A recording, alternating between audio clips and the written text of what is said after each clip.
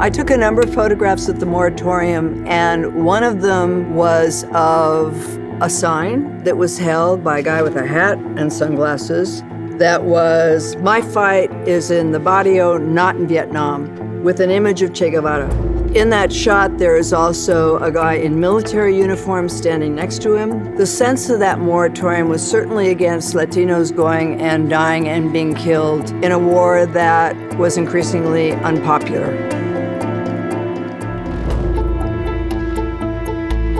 But there was also, I think, a linkage with broader struggles as well.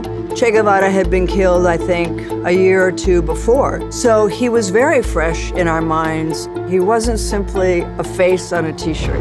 And what inspired me about the Chicano Moratorium is that it wasn't just calling for ending the war in Vietnam.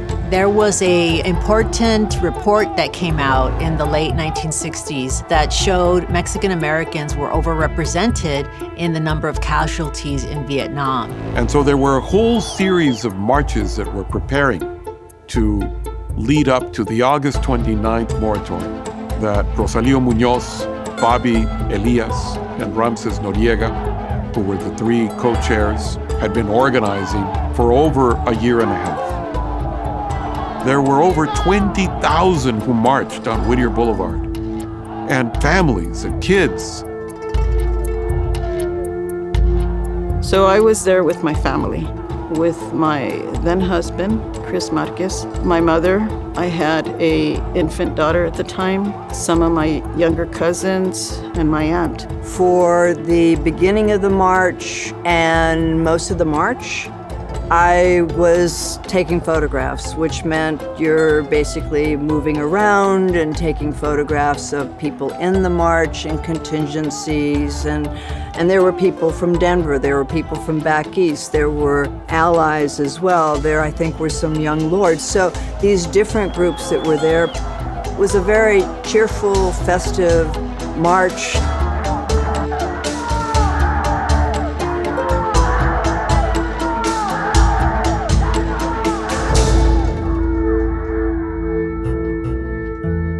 And that lasted until we got to what is now Salazar Park, but was Laguna Park, and people settled in. And there were mariachis, and there were folclóricos, and there was food, and the families were having a great time.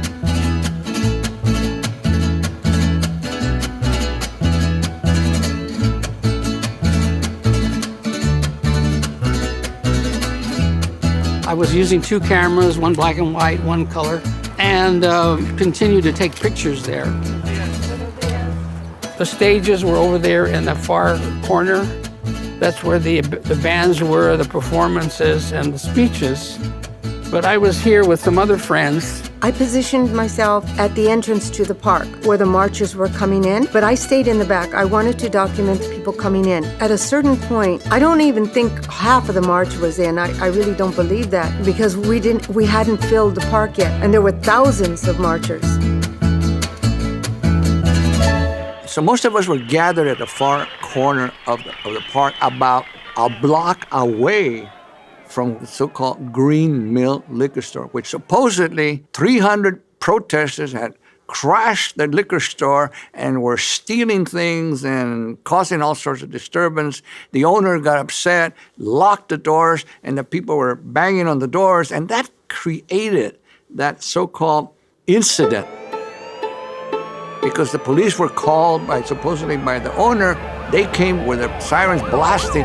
Apparently the sheriffs dispersed the crowd, and instead of driving that crowd away from the park, they drove them to the park. So it's obvious to me that if you want a confrontation, you drive them to where the public is.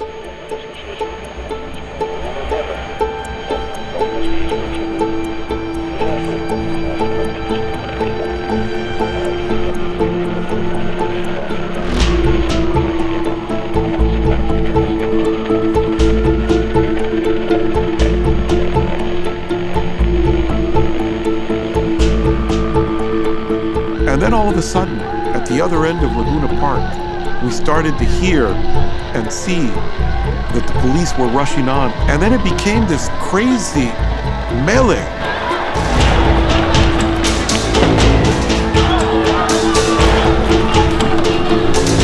as I was taking pictures in the front, and somebody came up and grabbed me, and they said, "You better get back here. The sheriffs are attacking from the back." And I went around back, and there was a sea of sheriffs coming towards people. They were firing tear gas canisters. When the kids started running, they're running around. There's no way out. So now they either have to turn around and confront, these people that are attacking them, which is what they did.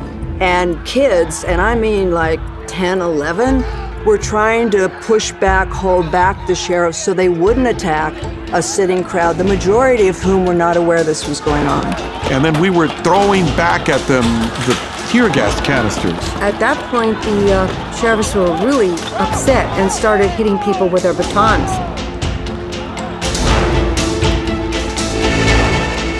The people were still trying to push them away, trying to diffuse it so it wouldn't get more violent.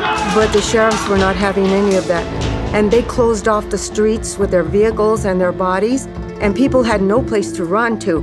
They tried to go into the side streets, and they were met with this force, with the sheriffs with their batons. And it was very frightening. So what had been a sort of joyful celebration and getting together of people all of a sudden becomes a trap because you're being attacked by the sheriffs. And so I was taking photographs of the park with the debris all scattered around, shoes, jackets, instruments, a guitar, different things. And then I think it was Joe who told me it's not safe, you need to leave. Fairly early on, I went out to the street to take more photographs, and somebody stopped me who I knew, I don't remember who, but said, you better get out of here because the sheriffs know who you are. And I think they were absolutely right. I would have been a target. So we split from the group. Chris was taking pictures. He took a picture of something. We were on Whittier Boulevard, and the police were coming in and got him and threw him down. And then I turned around and screamed and reached for him. And then the police grabbed me and threw me down. And we were both arrested that day. We were put in the bus, handcuffed us to the seats, and maced us in the face and laughed at us, said derogatory things to us. So that was a real turning point in my life.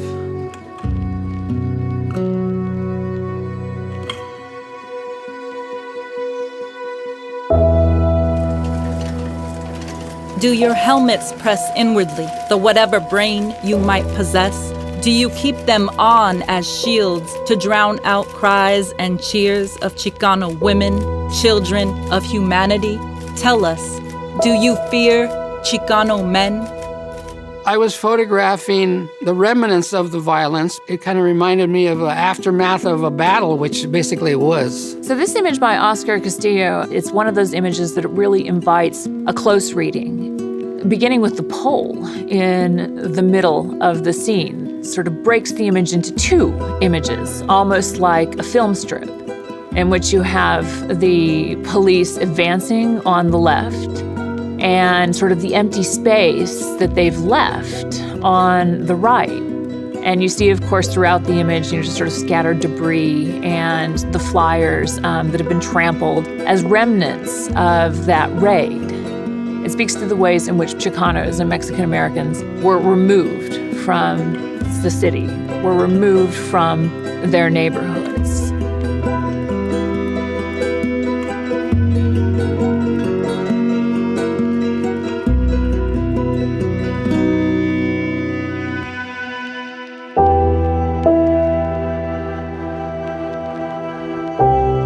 The people were mad, and as they went down Whittier Boulevard, I called Raul over and I said, let's go down Whittier Boulevard and take photos. You take one side of the street, I take the other side of the street, and let's keep ourselves visible all the time for safety purposes.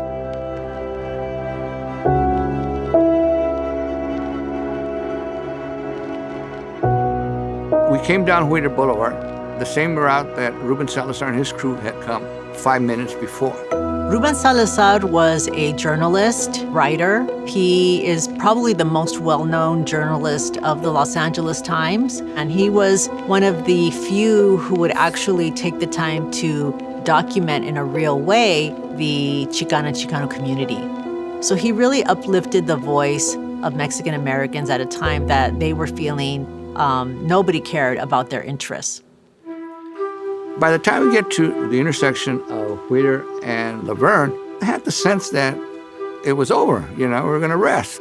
And that's why Joe and I went over there to grab a soda. And I said, there's some action going over by this bar. And what was going on, allegedly, by the cops, they would later yell, and that was men with guns had gone into the Silver Dollar.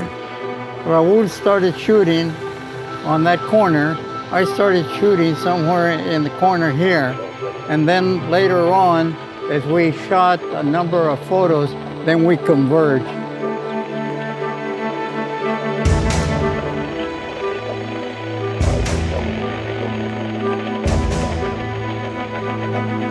If the issue is a man with a gun, you got these people here, pull them out. At least they're not the danger anymore. But they push them in. And they shot into the dollar. Tear gas, shotgun, a revolver. I counted the number of tear gas firing about 3 or 4 times. Then they turn the car around and they park it right there, the squad car. And from there, McLaughlin begins firing tear gas in here. Remember, the tear gas projectile was really a bazooka shell. It was supposed to be used in barricaded situation.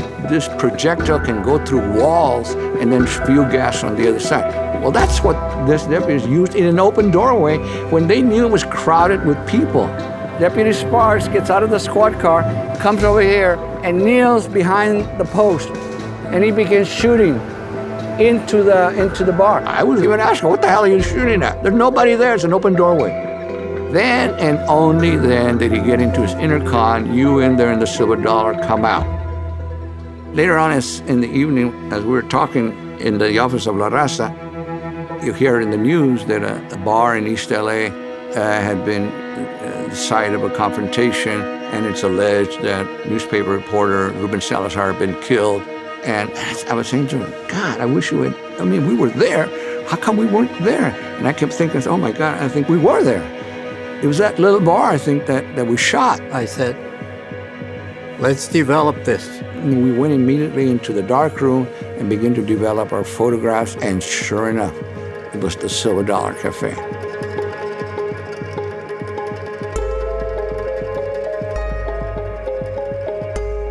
Once we knew that we had the photos, then we said, okay, we have to get a special edition up regarding Ruben's death. And we were using Raul's shot of the sheriff pointing the gun and forcing the people back to the door as the cover of the magazine.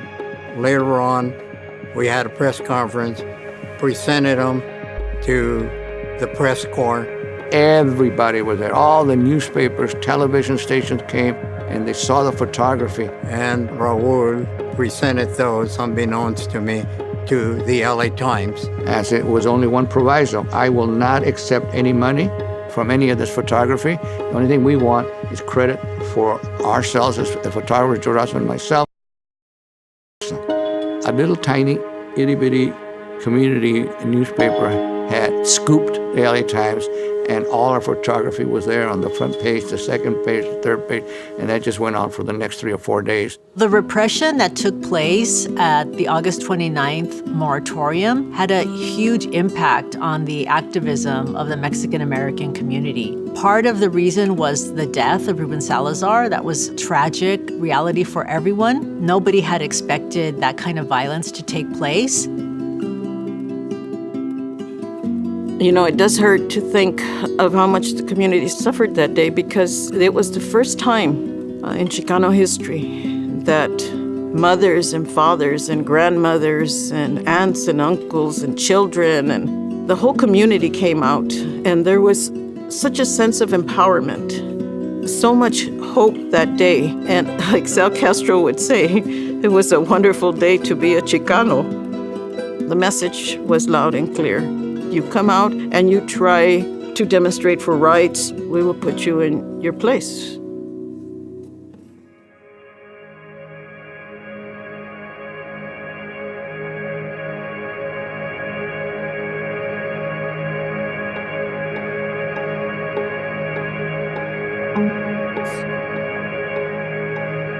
January 31st, 1971. It's the Marcha por Justicia against police violence. It was a hard protest. It was no longer necessarily a community event, which were mostly hardcore activists. And a lot of the young people, again, in anger because of what had happened August 29 and an accumulation of other issues, they wanted to go protest on Whittier Boulevard. It met again in Belvedere, and then they ran up towards one of the side streets, Arizona. At Arizona and Whittier, they were confronted there by the sheriff's department that was lined up. The demonstration turns confrontation between the sheriffs and the community. And at that time, there were no rubber bullets or the use of rubber bullets. When the sheriff shot, they shot. And what they were doing was shooting with shotguns right in front of the kids. Shotgun pellets were shooting up and wounding a lot of kids in the groin and the legs, in the feet. That's when I captured that scene where Montag, who I thought was a Chicano kid, had been killed. So there's a series of photographs that I took just after he gets shot. Then he's picked up by some of the young people, and they're carrying him across the field and onto the sidewalk. People start gathering. His life is expiring. And there's an old stained blanket, serape, and it's covering the body. And Raul has this Mexican flag with him, a small little Mexican flag with him. And Raul places the flag upon him, thinking that he's Chicano. He was a Jewish kid, immigrant kid from the Boyle Heights area of Los Angeles. He passed away. That was one of the moments that I captured. In light of the repressive measures such as mass arrests and repeated rip-offs of leadership which have occurred in our barrios during the past year, a shift in the mood of the community has been noted. I think that we all withdrew to a certain extent from collective action, focused on what we could do more individually. And I think that was something that not only affected us, but all of the movements in that moment. The mid-'70s was a period of reflection for the Chicano activists. Some were afraid to take to the streets because of the police violence. The police were definitely surveilling. Many felt like they had to go into hiding in order to stay out of jail. It was no longer a risk that we would be arrested for disturbing the peace, a misdemeanor. The risk now became our lives. You are too busy, like Don Quixote, stabbing at the windmills, saving the world, when in essence you haven't taken care of your family. And sometimes you are away from the children so much that you don't see them grow up. And that's defeating the purpose of what La Raza stands for, and that's La Familia. From 1971 to about 1975, we were very much involved with La Raza Unida, establishing the party, running campaigns. In and of itself, that absorbed a lot of time, a lot of energy and resources. It didn't necessarily come to fruition. La Raza people began to move on more into their own independent individual lives, which is also legitimate. I basically closed the offices in 1977. Gilbert and Pat got married, which is good. I met my wife at La Raza. She was already there. She had been there for several years, and she was an activist there. Yeah, we were both students at the time, both at USC, and eventually we met, and we've been married now for 44 years, so I guess it worked out. And when I left La Raza, I went to law school, where I became an activist with subjects of defending undocumented workers and defending immigration rights. Pedro Arias, he probably the most dedicated of all. He went to fight in Nicaragua with the Sandinistas. I'm very proud of that period of time in my life. I'm very proud of it because I met such good people, such dedicated people. They gave everything. that had skin in the game, that gave time, gave money, gave, in some cases, blood to a cause they believed in. It's extraordinary that a group of volunteers were able to do this over a 10-year period. For this generation, who are in their 70s at this point, it's a real question. That what has changed? It just really hurt that we have not gained as much as we had hoped we would from this movement. Some things I think we did influence and change, and I think others we didn't. I think the legacy of the Chicano movement is, in fact, that we have broken through. Although there is much to be done, there is now an educated Chicano class, doctors, lawyers, businessmen, businesswomen. There is now a huge number of elected officials. The way I always envisioned it is that those things would help us and be vehicles that have people in powerful positions to lift the rest of the Chicano population so that the dropout rates would have improved, that jobs would have improved, poverty would have ameliorated itself. And so maybe it just wasn't the fact that we needed more professionals, but that we also had trappings of wanting to bring people forward too that had less. Since the Chicano movement came and went, more books have been written, published, people have become professors and PhDs than any other generation. I'm just a little bit happy that I was a small part of it. The importance of really preserving this material. It's on the verge of disintegrating. We're looking at something that is 50 years old, 1968, but you can see how fragile this history is. It's much more fragile than newspapers from the 19th century, which had a high rag content, and these didn't. And so they've yellowed and they've cracked, and what we've done is to try to assemble a complete set so that people have the ability to come in and look at what was done and to look at the way in which a group of young people took up the role of journalists, photographers, people being active in the political arena, and how they communicated with each other about what was happening. By preserving the documents, the actual magazines themselves, the newspapers, the photography, what little there is in recordings, you perpetuate a legacy.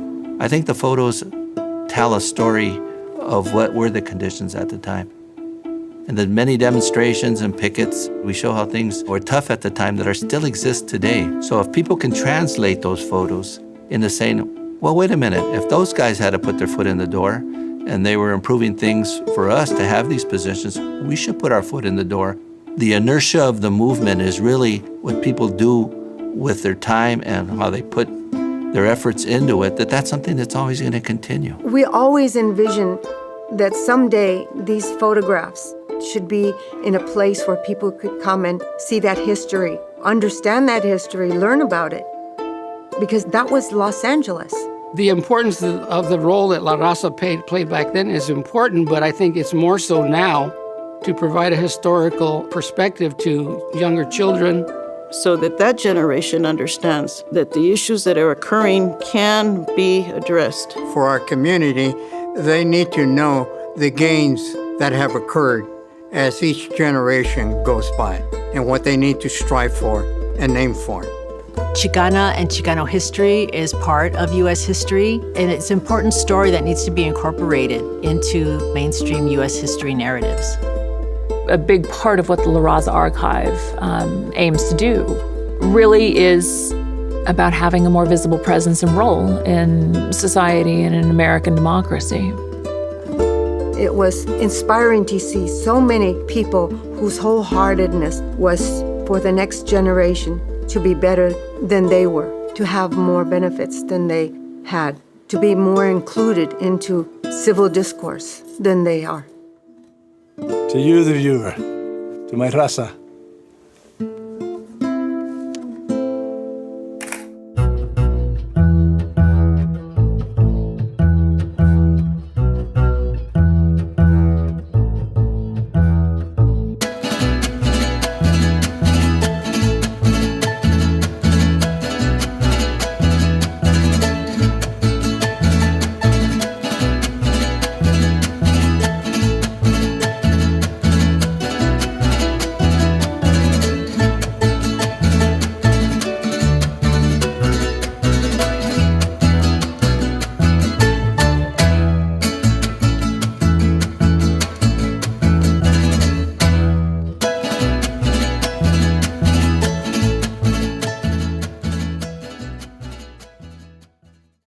Artbound is made possible in part by the Los Angeles County Board of Supervisors through the Los Angeles County Arts Commission, the City of Los Angeles Department of Cultural Affairs, the California Arts Council, and others.